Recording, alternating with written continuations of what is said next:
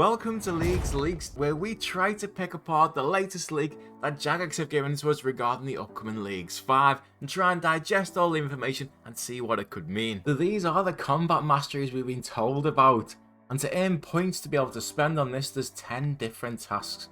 We can get a maximum of 10 points. Defeat a giant, which we can do pretty easily. It's nice because normally we just rush points, but there's going to be a reason now to rush killing things as well. Defeat 10 monsters with a combat level of 100 plus. I'll have a little think which ones we could do for that. There's going to be some easy ones though, I would imagine. Defeat Scurrius by yourself. So you're going to have at least 43 prayer for that. Defeat a monster with a Slayer requirement of 55. So if we get a Slayer relic, that's going to be quite big as well. And that is the 4th task. And as you can see with these tasks before I go through the rest, there's 10 points and you have to unlock the one previously to be able to do the next one. And there's 6 in each row. So that means you can only unlock tier 6 once one of these tier 6 ones. Your chance to generate a melee echo increased to 20%. Your echoes can generate additional echoes up to 8 in a row, which honestly doesn't sound that strong compared to range. But of course we don't know what this echo boss scenario is like. Maybe that is more powerful than we realize. But this implies that there's going to be different types of echoes, so you could spawn a boss which is melee based, magic based or range based. At least that's how I'm reading it anyway. Range sounds very strong in the tier 6. Never miss with ranged. PVM only, but that's fine. It's going to be massive again for that drag or blowpipe, because when you don't miss with the blowpipe, they're generally extremely strong, and the normal blowpipe. For magic, max hit with magic is increased by 1% for every 100 hit points remaining on the target up to 10%. And on a successful magic hit, if your target has less hit points than your max hit, you max hit. Now the first part doesn't sound that strong, you know, up to 10% damage, nice but not amazing. But this second one really interests me, because how many Slayer creatures are you going to one-shot every time? You're going to go around Slayer Cave, say your max hit is 70, especially with all the buffs that we get. So many creatures have 70 hit points or less that you're just going to go one-shot all low-level Slayer creatures, and a lot of the mid ones as well. Tier 5 melee, I'm bypassing all of this. I'm bypassing all the little ones. Tier 5 melee attack rate set to 50% rounded down above 5 tick, rounded up below 4 tick. So we're going to have a 3 tick Darix axe with 198% extra damage. That is going to be insane. Mauritania just keeps getting stronger and stronger. Melee hits have a 5% chance to deal 40% of the damage dealt, which combined with that is going to be absolutely massive. Melee attack rate set to 80% rounding down. Does that stack? So how it sounds to me is this relic here reduces any weapon 5 tick or less by 1 tick.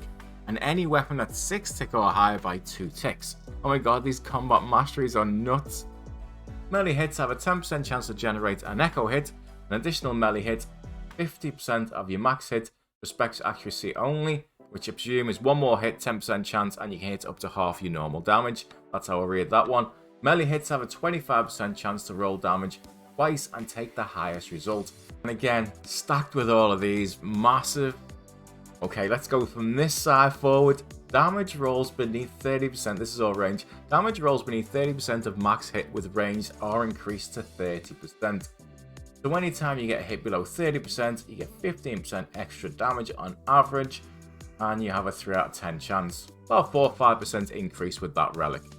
Each subsequent ranged attack has its max hit increased by an additional 5%, and it resets after 20%. God, they made this more complicated than it needed to be. So you're going to get 5% extra damage, 10%, 15%, 20% reset. So that's an average of 10% extra damage. But rather than just say 10% extra damage, I guess they want to make it sound interesting. But that's how I think that one works. Ranged attack rate again set down to 80% rounding down.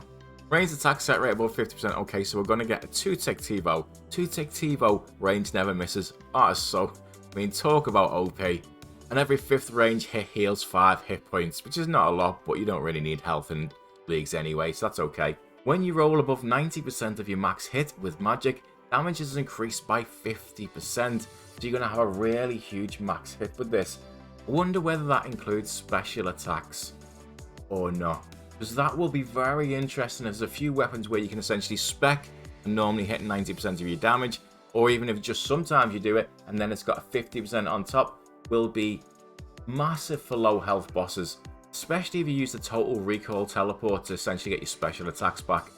Not sure if I'm having a brain freeze there, but that doesn't make sense. But I'm guessing it's 5% max damage per tick, but I presume we're going to go down on the ticks in a minute, so it's going to be like 10% max damage on a 2-tick weapon. Magic attack rate set to 80%, again rounding down, same as the others. When you roll above 90% of your max hit with magic, heal 10% of magic damage dealt. So that's going to combine really well with this one if we can find a way to get essentially spec attacks in, do a lot of damage each time, heal up a ton as well, and do an extra 50% damage.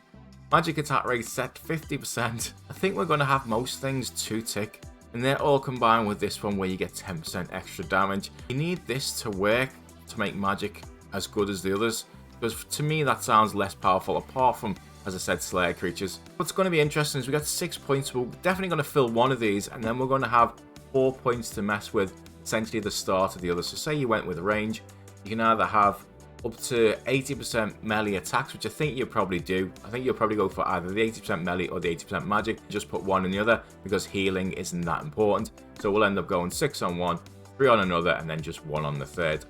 Passive things that we can do: 95% chance to save weapon charges, ammunition, and runes used for spells. Considering the first thing we need to do is defeat a giant, we're going to have that literally straight away. The magic's going to be really quick to level up once you only need 5% of the runes for it. Healing from all sources increased by 20%. That's pretty big as well. My god, accuracy with all styles increased by 100%. I mean, you're just not going to miss. You're going to be able to go any of these builds, go to the end on them, and you're pretty much not going to miss. Uneven creatures not weak to things. Damage taken is reduced by 15%. Talk about the OP leagues. Prayer point gain from all sources is increased by 25%. And finally, as if that's not enough, attacks with all styles now have 60% prayer penetration. So you know what that means? We can go to Kandrin because demonic gorillas don't need you to switch anymore and chill out. See? All slagging off Kandrin. We're all going to pick it now, aren't we? Or not? The other things we can do for points is kill Jad in the fight caves. And most of us can do that mid-level as it is. So with these, reach a combat level of 100. If all the points are in skilling, it might be a while before we reach that. If not, probably not too bad. Defeat an Echo boss. Could be hard, could be easy. We'll have to wait and see. Defeat 2 unique Echo bosses and 3 unique Echo bosses. So that means you're going to have to kill them all realistically to get the best perks. So if you pick Varlamore and you haven't done the Colosseum before, don't get me wrong, with all of these things, you're probably going to be able to do it fairly easily with a bit of practice. But it still does take a bit of practice, even with these, because it's just too easy to die in the Colosseum. Then you are going to have to defeat a Grandmaster Echo boss. And last one, kill Zook. And you know what? For a very long time, I've been putting off learning the Inferno because I don't have 3 weeks. I wish I did, but I don't. But I think it's time. If ever you're going to learn something new, there's never been a leagues like this. There's almost nothing you can't do if you want. You can learn any raid, any boss, anything that you've always wanted to do. These are going to allow you to do it. And then once you know the mechanics and you have it down, you've done it a few times, like any boss, you can go in with less food, you can go in without all these buffs on the normal game mode, and you'll be able to smash it. So I think for that, this is going to be absolutely amazing. And this is just incredibly OP, and I can't wait to have a go at it.